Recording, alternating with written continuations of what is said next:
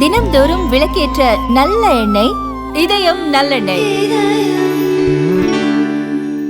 Railway தொழிற்சாலை, துப்பாக்கி தொழிற்சாலை, BHEL என தமிழகத்திலே பல கனரக தொழிற்சாலைகளையும் துணை ஏராளமான தொழிற்சாலைகளையும் தமிழ்நாட்டிலே உருவாக்கி எண்ணற்ற இளைஞர்களுக்கு வேலைவாய்ப்பை உருவாக்கி தந்த மாபெரும் தலைவர். இப்படி பன்முக தன்மை கொண்டவராக, எளிமையின் சின்னமாக திகழ்ந்து அவர் இயற்கை எதுகிற போது வங்கி கணக்கிலோ சொந்த கணக்கிலோ 100 ரூபாய் கூட பணம் இல்லாமல், எங்கேயும் எந்த சொத்தும் இல்லாமல் ஏழையாக பிறந்தார். நாட்டு மக்களுக்காகவே உழைத்து ஏழையாகவே இயற்கை எழுதினார். அப்படி ஒரு மனித புனிதராக திகழ்ந்த அமரர் பெருந்தலைவர் காமராஜருடைய புகழ் இந்திய திருநாட்டில் என்றைக்கும் நிலைத்திருக்கும். தமிழ்நாட்டிலும் தமிழ்நாட்டு மக்களின் இதயங்களிலும் உள்ளங்களிலும் என்றைக்கும் அவருடைய நினைவுகள் பசுமையாக எப்போதும் நிலைத்து நிற்கும். அமரர் பெருந்தலைவர் காமராஜர் அவர்களுடைய புகழ் வாழ்க வாழ்க என காங்கிரஸ் சார்பிலே பிரார்த்திக்கிறோம், வாழ்த்துகிறோம். கரூர் விவகாரத்தில் பாஜக நாடாளுமன்ற குழு அமைச்சிருக்கிறது. இதுல வந்து ராகுல் காந்தி தலையிட வேண்டும் சொல்லி திருமாவளவன் கோரிக்கை வைக்கிறார். இது தேசிய லெவலில் அந்த தேச திறப்பு வகையில் வந்து கொண்டு வந்திருக்காங்க குழு.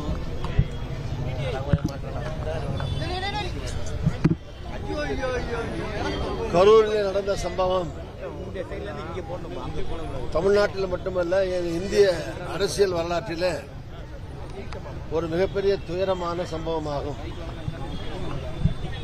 இந்த சம்பவத்தை ஒட்டி ஒவ்வொரு அரசியல் கட்சிகளும் தங்களுடைய நிலைப்பாடுகள் மூலமாக ஒவ்வொரு வகையிலே அந்த பிரச்சனையை அணுகுகிறார்கள். பாதிக்கப்பட்ட மக்களுக்கு உதவ முன்வருகிறார்கள். காங்கிரஸ் கட்சியை பொறுத்தவரை காங்கிரஸ் கட்சியினுடைய தலைவர், நாடாளுமன்றத்தினுடைய எதிர்க்கட்சியாக கூடிய தலைவர் ராகுல் காந்தி அவர்கள் சம்பவம் நடந்தவுடனே தமிழ்நாடு முதலமைச்சர் அவர்களிடத்திலேயும் அந்த இடத்திலே இருந்தார் என்கிற அந்த நிலைப்பாட்டோடு தாவேகாவுடைய தலைவர் விஜய் அவர்களிடத்திலேயும் தொலைபேசியிலே பேசி கள நிலவரங்களை அறிந்துள்ளார். காங்கிரஸ் கட்சியுடைய தலைவர் சகோதரர் செல்வப்பிரந்தை அவர்களும், சட்டமன்ற காங்கிரஸ் கட்சியுடைய தலைவர் ராஜேஷ், அந்த தொகுதியில் நாடாளுமன்ற உறுப்பினர் சகோதரி ஜோதிமணி உள்ளிட்ட காங்கிரஸ் தலைவர்கள் அங்கே உடனடியாக விரைந்து ஏறக்குறைய 1 கோடி ரூபாய் நிவாரணம் பாதிக்கப்பட்ட குடும்பங்களுக்கு வழங்கியதோடு மருத்துவமனை சென்று பாதிக்கப்பட்டவர்களை பார்த்தும் இறந்த குடும்பங்களுக்கு ஆறுதல் தெரிவித்தும் வந்திருக்கிறார்கள். தலைவர் ராகுல் காந்தி அவர்கள் காங்கிரஸ் கட்சியுடைய மூத்த தலைவர்களில் ஒருவரும் அகில இந்திய அமைப்பு பொதுச் செயலாளருமான திரு வேணுகோபால் அவர்களை அந்த ஸ்தலத்திற்கு அனுப்பி மக்களுக்கு மேலும் உதவிகள் செய்திடவும் ஏறக்குறைய 1 கோடி ரூபாயை பிரித்து பாதிக்கப்பட்ட மக்களுடைய குடும்பங்களுக்கு வழங்கவும் ஏற்பாடு செய்திருக்கிறார். இது காங்கிரசுடைய நிலைப்பாடு. இதுபோல ஒவ்வொரு கட்சியும் ஒவ்வொரு நிலைப்பாட்டை எடுத்திருக்கிறார்கள். பிஜேபி பொறுத்தவரைக்கும் அவர்கள் ஒரு குழுவை அனுப்பியிருக்கிறார்கள். சில தலைவர்கள் நேரே அவர்களே கட்சியுடைய தலைவர்கள், மாநில கட்சியுடைய தலைவர்கள், அகில இந்திய கட்சியுடைய தலைவர்கள் தாங்கள் நேரே சென்றும் அல்லது தங்களுடைய பிரதிநிதிகளை, குழுக்களை, நிர்வாகிகளை அனுப்பியும் ஸ்தல நிலவரத்தை அறிந்து வந்து தங்களுடைய கருத்துக்களை தெரிவித்திருக்கிறார்கள். அவ்வளவுதான். விவகாரம் குறித்து திரு ராகுல் காந்தி திரு விஜய் தொலைபேசி மூலமா 5 நிமிடம் பேசியிருக்காரு. இதனால திமுக காங்கிரஸ் கூட்டணியில் ஏதாவது சிக்கல் ஏற்படும் நினைக்கிறீங்க? 41 பேர், 10 குழந்தைகள் உட்பட ஆண்களும் பெண்களும் துர்பாகியவசமாக நெரிசலில் சிக்கி ஒரு கொடூர மரணம் அடைந்திருக்கிற இந்த சூழலில், தமிழ்நாட்டு மக்களுடைய இதயம் முழுதும் கனத்திருக்கிற இந்த சூழலில் அரசியல் பேசக்கூடிய நாகரிகம் இல்லாத தலைவர் அல்ல எங்களுடைய தலைவர் ராகுல் காந்தி அவர்கள். இந்த சூழலில் களத்தில் நடந்த நிகழ்ச்சிகளை கேட்டறிந்திருப்பாரே தவிர மேற்கொண்டு அரசியல் பேசுவதற்கான வாய்ப்பு நிச்சயமாக இல்லை. அப்படி அரசியல் பேசியிருக்க மாட்டார். அரசியல் பேசுவதற்கான நேரமும் இது அல்ல. பின்னாடி திமுக மீது குற்றம் சுமத்தப்படக்கூடிய சூழ்நிலையில ஒரு கூட்டணி கட்சியா காங்கிரஸ் எந்த விதமான ஆதரவும் தெரிவிக்காம அவங்க தனித்து விடப்பட்டதா சொல்றாங்க. யாரு? திமுக காங்கிரஸ் தரப்புல திமுக மீது குற்றம் சுமத்தப்படுது. இதுல பல சதித்திட்டங்கள் இருக்கிறதா, இதுக்கு காங்கிரஸ் தரப்புல எந்த விதமான ஆதரவும் கொடுக்கப்படல. காங்கிரஸ் தரப்புல எந்த விதமான ஆதரவும் கொடுக்கப்படுதுன்னு யார் சொன்னது? முதலமைச்சர் சொன்னாரா அல்லது திமுக சார்பில் மூத்த தலைவர்கள்? இல்ல சமூக வலைத்தளங்கள்ல நீங்க 1000 விமர்சனங்கள் பண்ணுவீங்க.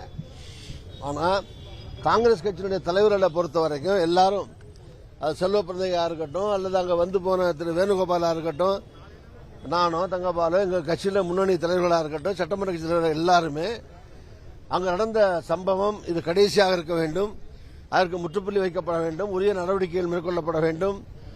உடனடியாக அந்த தளத்துக்கு ராத்திரி இரவோடு இரவாக முதலமைச்சர் தளபதி ஸ்டாலின் அவர்கள் விமானத்தின் மூலமாக அங்கே சென்றது.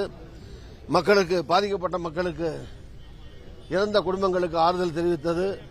உடனடியாக 10 லட்சம் ரூபாய் நிவாரணம் வழங்கியது. உடனடியாக நீதி விசாரணை மேற்கொண்டது. இப்படி பல்வேறு விதமான ஆக்கப்பூர்வமான பணிகளை, துயருற்ற மக்களுடைய கஷ்டங்களை போக்க, துயரத்தை போக்க உடன் நடவடிக்கை எடுத்ததை வரவேற்றிருக்கிறோம், பாராட்டியிருக்கிறோம். இது கட்சி எல்லைகளை தாண்டி திமுக காங்கிரஸ் கட்சியுடைய கூட்டணி கட்சி தான். கூட்டணிக்கு தலைமையில் இருக்கிற கட்சி திமுக, அதுல ஒன்றும் பிரச்சனை கிடையாது. இதையும் தாண்டி பொது அபிப்பிராயங்களாக இந்த நிகழ்ச்சியிலே அரசு எடுத்த நடவடிக்கைகளை, முதலமைச்சர் எடுத்த நடவடிக்கைகளை பாராட்டி இருக்கிறோம். காங்கிரஸ் சார்பில் பாராட்டாமல் திமுகவை தனித்து விடவில்லை, அல்லது ஆட்சியை யாரும் எந்த குறையும் எங்களை பொறுத்தவரை சொல்லவில்லை. ஆனால் பொதுவான அபிப்பிராயங்கள் என்னன்னா, எல்லா தரப்பிலையும் குறைபாடுகள் இருக்கிறது. எல்லா தரப்புனா அரசின் சார்பில் இன்னும் கூடுதல் மேல் நடவடிக்கைகளை மேற்கொண்டிருக்க வேண்டும். எதிர்காலத்தில் இதை பாடமாக கொண்டு மேல் நடவடிக்கைகளை, பாதுகாப்பு நடவடிக்கைகளை மேற்கொள்ள வேண்டும். அல்லது யார் கட்சி நிகழ்ச்சியோ பொது நிகழ்ச்சியோ நடத்துகிறார்களோ அவர்கள் மூலமாக அங்கே பாதுகாப்புக்கான ஏற்பாடுகள், குடிநீர் வசதிகள், கழிப்பறை வசதிகள், இது மாதிரி பல்வேறு விதமான வசதிகளை அந்த யார் நிகழ்ச்சி கட்சியோ அல்லது ஒரு பொது நிகழ்ச்சி நடத்துபவர்களோ அதற்கான அந்த காஸ்ட், அதற்கான பணத்தை அவர்கள் செலவு செய்து இவற்றையெல்லாம் ஏற்படுத்த வேண்டும். இது அரசு அதை கட்டாயமாக்க வேண்டும். இது அரசாங்கத்தின் சார்பில் எடுக்க வேண்டிய நடவடிக்கைகள். கூட்டம் நடத்துபவர்கள், நிகழ்ச்சி நடத்துபவர்கள் அவர்களும் முன் ஜாக்கிரதையாக அங்கே வருவார்கள், எவ்வளவு பேர் வருவார்கள் எதிர்பார்க்கிறார்களோ அவர்களுக்கு வெறும் கூட்டத்தை மட்டும் கூட்டுவதில் கவனம் செலுத்தாமல் அங்கே வரக்கூடியவர்களுக்கு உரிய பாதுகாப்பு வசதிகள், உதாரணமாக குடிநீர் வசதி உட்பட, தாகத்திலே பல பேர் மணிக்கணக்கில் நிற்கிறதுனால மரணமடைந்திருப்பார்கள். எனவே இப்படியெல்லாம் இந்த பிரச்சனைகள் எல்லாம் தீர்ப்பதற்கு கூட்டம் நடத்துபவர்களும் ஏற்பாடு செய்ய வேண்டும். நிகழ்ச்சிகளில் அவர்களும் கவனம் செலுத்த வேண்டும். அதுபோல பொதுமக்களும், குறிப்பாக தாய்மார்கள், கருவுற்ற தாய்மார்கள் இதுபோன்ற நெருக்கடி நிறைந்த இடங்களுக்கு செல்வதோ, கை குழந்தைகளை, பிள்ளைகளை அழைத்துக் கொண்டு அங்கு போவதோ, அந்த கூட்டத்தில் சிக்கி தங்களுடைய பிள்ளைகள் சாவதை தாங்களே பார்த்துக் கொண்டு நிற்பதோ, இதெல்லாம் ரொம்ப கொடூரமான, கொடுமையான விஷயமாகும். எனவே பொதுமக்களும் தங்கள் பங்குக்கு அவர்களும் விழிப்புணர்ச்சியோடு, கடமையோடு செயலாற்ற வேண்டும். இப்படி அனைத்து தரப்பும் சேர்ந்து எதிர்காலத்தில் இதுபோல நிகழ்வுகள் நடக்காமல் முன்னெச்சரிக்கை நடவடிக்கைகளை மேற்கொள்ள வேண்டும்.